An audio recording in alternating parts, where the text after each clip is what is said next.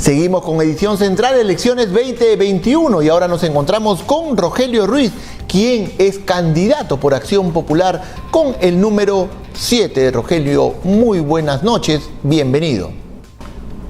Hola, ¿cómo estás? Quiero agradecer a Visión Noticias Perú por esta invitación, esta apertura de dar a conocer nuestras propuestas, tanto como candidato al Congreso y desde luego también como nuestro candidato, el doctor Lescano, que es nuestro candidato de Acción Popular, ¿no? Pues bien, vamos a empezar entonces por él. No vamos a hablar de encuestas hoy día, no se puede ni mencionar la palabra encuesta, así que vamos a tratar de evitar hacerlo, pero lo que sí es cierto es que durante mucho tiempo de la campaña el señor Lescano gozó de las preferencias del electorado. Se dice que en el sur estuvo bastante bien, creció muchísimo, pero en el último tramo eso se estancó y mostró también un decrecimiento. Tal vez podría deberse a algunas propuestas que para la gente les pareció inverosímiles, sobre todo cuando las han contrastado con especialistas, y algunas acciones que de pronto no cayeron muy bien. ¿Cuál le atribuyes tú, digamos, la explicación de esa caída? Bueno, la verdad es de que, en primer lugar, Acción Popular no tiene para pagar ningún tipo de encuestas. Esas encuestas, lógicamente, son pagadas, y nosotros no tenemos el presupuesto necesario para hacerlo. Cuando Lescano no estaba en las encuestas, en el partidor hacia arriba, nadie se ocupaba de él. Porque resulta de que empezó a subir, y ahí vino lógicamente el ataque, vino algunos golpes bajos, algunas injurias, algunas calumnias, que sinceramente, pero la población es inteligente, la población se da cuenta de que el por qué están haciendo esto, ¿no? Pero tú si bien es cierto, él ha visitado la provincia de hace mucho tiempo, y como candidato también lo ha hecho allá en Costa, Sierra y Selva. Entonces, lo que pasa está de que la gente empezó a reaccionar a favor de nuestro candidato, a favor de Acción Popular, no porque sinceramente haya ido en ese momento él como candidato, sino de que eso ya es un trabajo que ha venido haciendo desde hace muchos años atrás el arquitecto Fernando Belaúnde, tanto en su primer gobierno y como en su segundo gobierno. Entonces, pero para, digamos, como para profundizar en el tema, porque ya más o menos me ha quedado clara tu respuesta, ustedes le atribuyen que esto se debe exclusivamente a factores externos. Has hablado de las encuestadoras, que no tiene plata, y los ataques, etcétera. Lo cual me lleva a pensar que en un eventual gobierno de Acción Popular no van a aceptar errores por ningún lado. Porque no. Candidato que Acción Popular, que pregunto, si es que asumen que ha habido algún error, no tendría nada de malo. Es decir, de pronto nos equivocamos, el tema de traer al Huáscar no era pertinente, el tema de decir que el COVID se cura con aguardiente no fue el más adecuado. No tiene nada de malo reconocer un error. Pero cuando pregunto me dicen, los ataques, las encuestadoras, no tenemos plata, la guerra sucia. Entonces, no sé, cuéntame, ¿hay un error o no? ¿Hay un mea culpa? No. Lógicamente hay algunos traspiés que hemos cometido en la campaña, eso es normal. Oiga, el que no trabaja, no hace nada, pues nunca se equivoca. Nunca se equivoca. Pero lo venimos Entonces, en este sentido, lógicamente, si bien es cierto, la medicina ancestral es muy importante, pero no es definitiva. Para eso está pues, justamente la ciencia, está la médica, ¿no? Que es de mucha importancia. Entonces, creo que ahí en ese sentido, lo que él no lo han entendido a lo mejor, o lo que él quiso decir, no, a lo mejor le ha faltado complementar, a lo mejor, pero la medicina ancestral es muy importante. Por ejemplo, yo también tomo, todas las mañanas, mi amigo periodista, tomo un pedazo de ajo, todos los días. Okay. Todos los días. Y le voy a decir de que me siento bien. También tomo algunas prevenciones cuando yo visito, por ejemplo.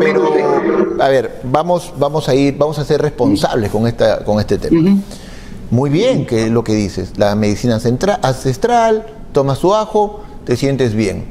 Lo cual no te significa que ya eres inmune al COVID-19. No, de ninguna manera. Ese es el problema. Ese es el problema. Si quieres sentirse bien, salga a correr todas las mañanas, lo cual no significa que si lo hace no se va a contagiar del COVID, no tiene nada que ver. En este caso, la declaración fue directa. El aguardiente cura el COVID. ¿Estuvo bien o estuvo mal?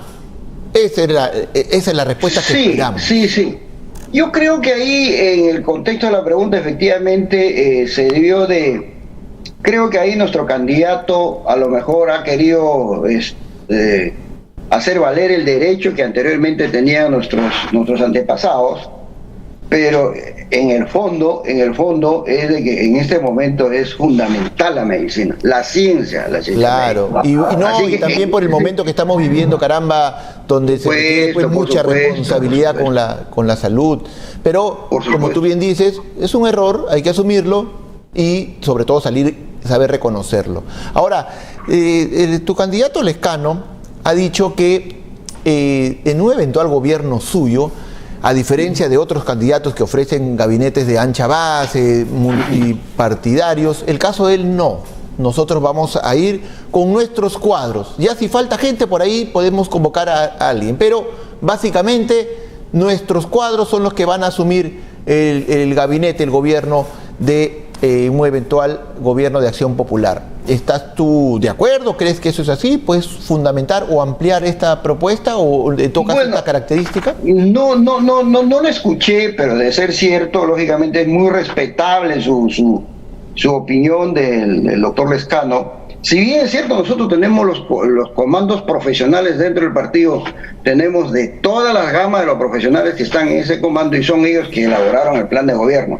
Posiblemente haya hecho alguna alusión sobre el tema, pero es importante que un gobierno, de todas maneras, necesitamos también la apertura de los demás profesionales, ¿no? Por ejemplo, debo decirle, hay profesionales que son libres, no pertenecen a ningún partido, entonces, ¿por qué no convocarlos a ellos? Claro. Entonces son personas que tienen mucho conocimiento en la parte económica, en la parte médica, por ejemplo, que en este momento tenemos muchos problemas con esta pandemia, y también desde luego cómo relanzar nuestra economía, que en este momento por esta pandemia se ha perdido cerca de 7 millones de empleos. Entonces, ¿cómo reactivar la economía? Entonces, lógicamente él reconoce el trabajo que ha hecho nuestros profesionales del partido, lo cual está muy bien, pero también ha dejado una salida que posteriormente se puede convocar, lo cual está muy bien. Entonces, hay que convocar a los profesionales que tenemos pero libres. También la palabra consenso en este momento en el que vivimos es muy importante. Sí, por supuesto. Claro, porque vamos a tener un Congreso bastante atomizado y el liderazgo tiene que partir por ser unificador y por buscar puntos en común. Digamos que eso es lo que se espera del próximo presidente de la República, que esté a la altura de esas circunstancias. Va a enfrentar a un Congreso que está fraccionadísimo, aparentemente. Atomizado, claro. Hasta el momento es a lo que se apunta. Y es muy importante que ya no volvamos a caer y que en las vacancias, en las disoluciones, eso ya estamos cansados. Pero bueno, esperemos que tú converses con Johnny y le digas, caramba, necesitamos aperturar nuestras ideas. Sería bueno que escuche también a sus candidatos al Congreso. Pero vamos a tus propuestas. No más colas en los hospitales y centros de salud. ¿Cómo piensas eliminar las colas? Sería fabuloso, pero dime cómo lo piensas lograr. Mire usted, yo soy pensionista del sector salud, he trabajado muchos años ahí en salud. El problema está lo siguiente: cuando yo recién me vine de Lima, hace 53 años o 55 años, la verdad no había colas en los hospitales, no había colas. ¿Por qué? Porque la salud estaba descentralizada. Si usted hace un antecedente, una historia a través de, espero que esté en la página, creo que lo dudo, es de que, por ejemplo, usted era, por ejemplo, un empleado, usted solicitaba la cita en el seguro, me recuerdo acá en la avenida Salaberry, y de acuerdo a tu necesidad de usted, el médico te daba la cita. Por ejemplo, Si yo trabajaba en la mañana y no podía ir en la mañana, pues me podía ir en la tarde, o si no en la noche. Hasta las 9 de la noche atendían. Ese sistema se ha perdido. Usted llamaba simplemente por teléfono, decía, ¿sabe qué cosa? Yo estoy libre de tal hora a tal hora. Señor, ¿usted puede venir a las 7 de la noche? A las 7 de la noche se iba en Salaberry. Y la verdad, los consultorios externos estaban muy activos, mañana, tarde y noche. Había 3 turnos. Y eso se ha perdido, mi amigo. Entonces nosotros, ¿qué cosa es lo que vamos a hacer? ¿Cómo evitar las colas en los hospitales? En primer lugar, lo que se va a hacer es repotencializar las postas médicas y los centros de salud. ¿Cómo? Con un pediatra, con un epidemiólogo, con un ginecobstetra, con un técnico en laboratorio y con un técnico en rayos X. Si esa plantilla se tiene en la mañana y en la tarde, la verdad, usted como padre, o yo como padre, que tengo un hijo de 3 años o de 2 años, tengo que llevarle a mi posta más cercana que hay ahí un pediatra. ¿Para qué tengo que irme a los demás hospitales, al hospital del niño, que hay una tremenda cola desde las 3 de la mañana? Entonces, y equiparlos con estos profesionales en dos turnos, y darle las medicinas, ¿no? En la farmacia, de todos los tipos de medicinas, las medicinas genéricas. Pero eso no se está haciendo, mi amigo periodista. Para entender la propuesta, tú te refieres a reforzar esa primera línea de atención. La primera línea de atención. Si nosotros logramos hacer eso, mi amigo periodista, y eso que lo vamos a hacer con Johnny, y la verdad es que las colas ya no van a tener muchas colas en los hospitales, o se van a desterrar las colas, porque de frente se van a ir. Pero eso cerca de su casa que tiene un centro de salud, y tiene la medicina, tiene los especialistas. Claro, pero eso involucra, Rogelio, contratar mucho más personal, aumentar el presupuesto. Mire usted, le voy a explicar por qué. A ver. Mire, en primer lugar, para cubrir la demanda de salud de todo el Ministerio de Salud se necesita un promedio de 45.000 a 50.000 médicos, y eso es imposible hacerlo. Es imposible hacerlo. Si en tu distrito hay 5, 7, 8 postas, solamente que habría que hacerlo pues a 3 postas. A 3 postas que están en distancia, y lógicamente la gente va a decir, no, en tal posta sí, hay los especialistas, yo me voy ahí. Y los casos graves, que ya una intervención quirúrgica automáticamente se deriva a los hospitales. Esa es la forma de trabajar. Lo que pasa es que no. Pero Rogelio, lo que pasa es que si tú me dices que no se va a incrementar la cantidad de personal, ¿de dónde sacas a esos médicos especialistas para llevarlos a la posta? Lo tienes que sacar de algún lado, si es que no vas a contratar nuevos. Entonces, donde quede ese puesto, va a haber ausentismo o ausencia de esos especialistas. Vamos a contratar médicos no en gran cantidad. Por ejemplo, el R1, el R2, el R3 que ya prácticamente está para egresar como especialista pediatra, lógicamente a ellos hay que derivarlos. Y hay muchos residentes que sinceramente a veces en los hospitales están, hay no tan solo el pediatra, el ginecobstetra, simplemente que roten. Pero lo que falta es hacer una reingeniería. Y lógicamente no vas a contratar también pues, en gran cantidad. Se contratará pues un médicos lo mínimo. Por ejemplo, si en el Agustino tengo entendido que hay 8 postas, y hay que repotenciarle solamente 2 o 3. O sea, la contratación va a ser mínimo. Y va usted a tener el R2, el R3, que son residentes, simplemente pasarán a trabajar ahí rotativamente, uno en la mañana, el otro en la tarde, y a la siguiente semana se irá pues al hospital. Y lógicamente los profesores de los R1 bajarán pues a las postas médicas, a los centros de salud, para dar sus clases. Ok, Rogelio, entiendo que lo que propones es reordenar la situación. No sé si alcance, tendrías que haber hecho una buena evaluación, supongo que lo has hecho, de que eso efectivamente va a funcionar.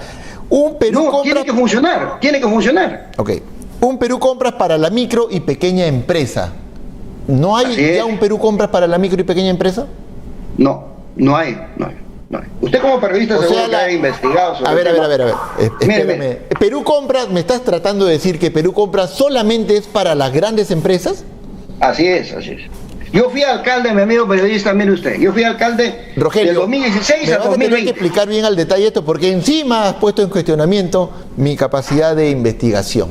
No me puedes decir que Perú Compras solamente es para las grandes empresas, porque al contrario, Perú Compras, cuando eres pequeña y microempresa, te dicen marcas el cheque, si eres pequeña microempresa, y tienes acceso a venderle al Estado. No me digas que no, pero a ver, dime cuál es la propuesta en concreto.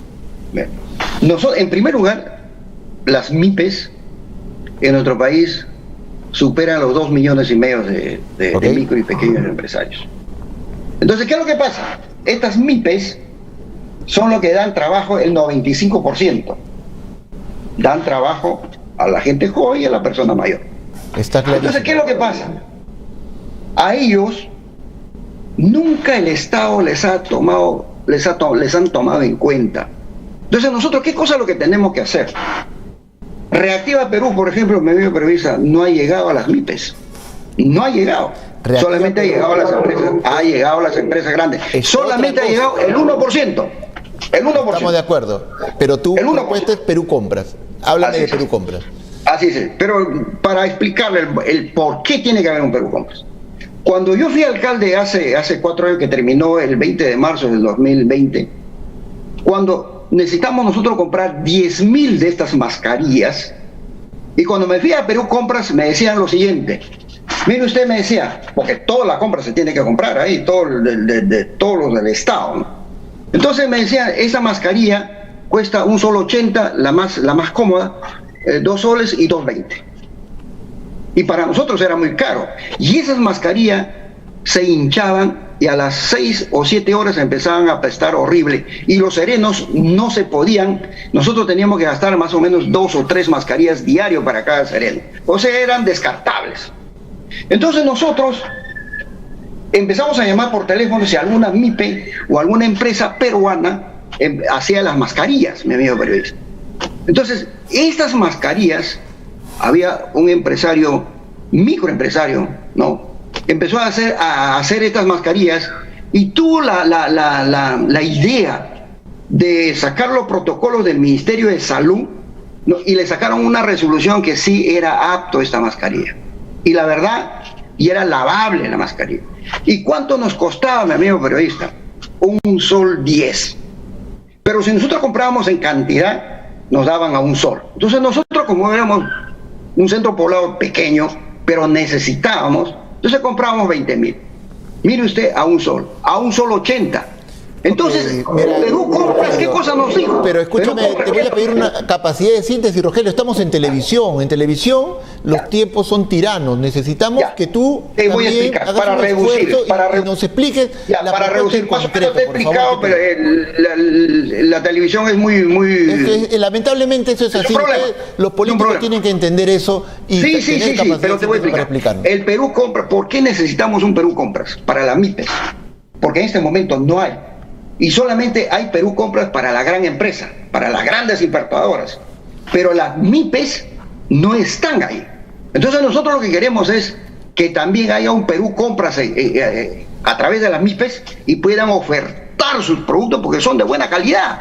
Son de buena calidad. Y ellos empiezan a ofertar sus productos. Me ha quedado clara la propuesta, pero en realidad te sugiero, es una humilde sugerencia, que compartes un poquito más con tus asesores.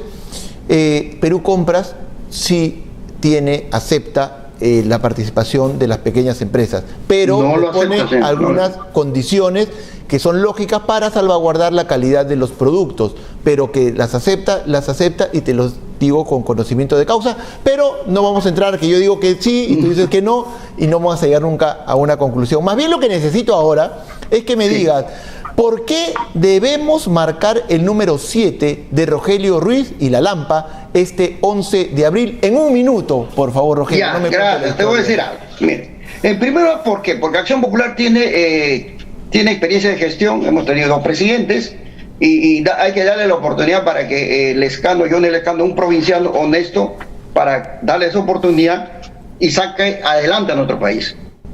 En seguridad, en educación, falta de empleo, apoyo a las MIPES, etcétera, etcétera, etcétera. Entonces, nosotros hemos sido alcalde en Santa María Huachipa Y solamente por gestión, mi amigo periodista, hemos sacado al Estado, por gestión, siendo un centro poblado, más de 400 millones de soles. Ahí está 70 millones en pistas y veredas que están en este momento, en mes y medio se debe terminar. 330 millones de soles para el enrocado del río Guaycolor. 22 millones para ya complementar el 100% del agua del desagüe en Santa María Huachipa. Esas gestiones, mi amigo periodista, por favor, vamos a llevarlo, esa experiencia, al Congreso.